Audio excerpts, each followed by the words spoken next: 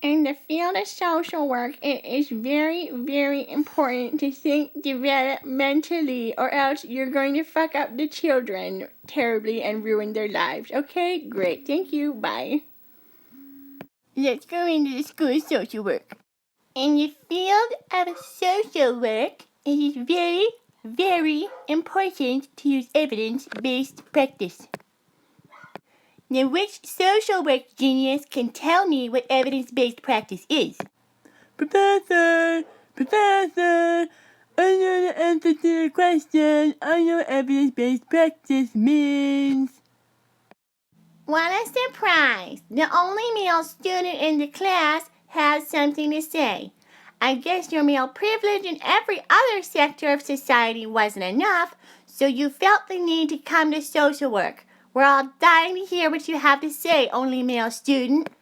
Evidence-based practice is when social work pretends to be a science, and so they use the word evidence because that sounds very scientific and believable. Yay, social work!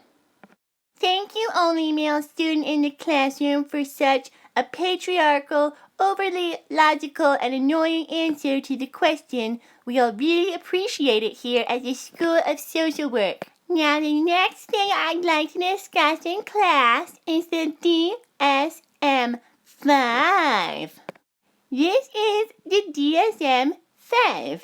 We use this book to convince people that there's something terribly wrong with them, and we make a lot of money off of making up new disorders so that psychiatry stays a thing in Western society.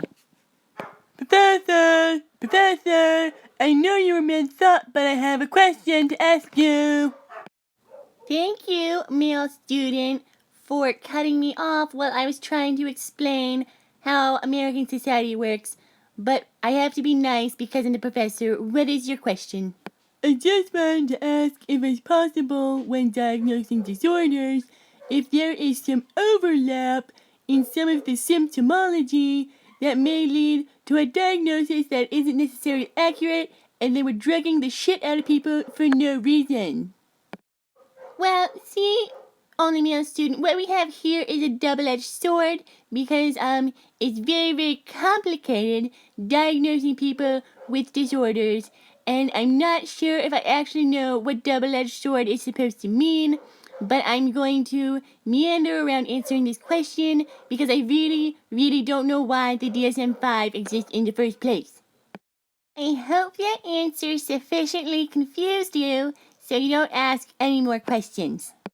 Okay, class, I'm going to give you a scenario so that we can practice diagnosing people. Susie is a student in college. She's in her first semester, and she experiences sadness sometimes. So because she experiences sadness sometimes, we send her to a psychiatrist, and we put Susie on like 5 different antidepressants.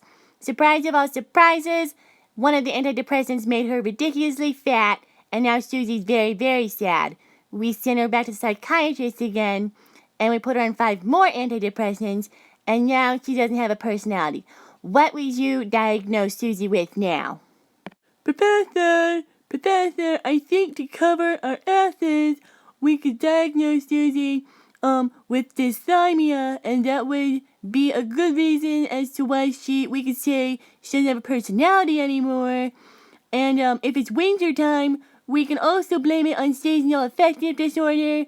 And if she doesn't get better, we can say it's recurrent depression, so we don't ever actually get in trouble for drugging the shit out of Susie. Very good, only male student. That's exactly what we do in clinical social work when diagnosing people with shit. I think I'm going to end class here for today.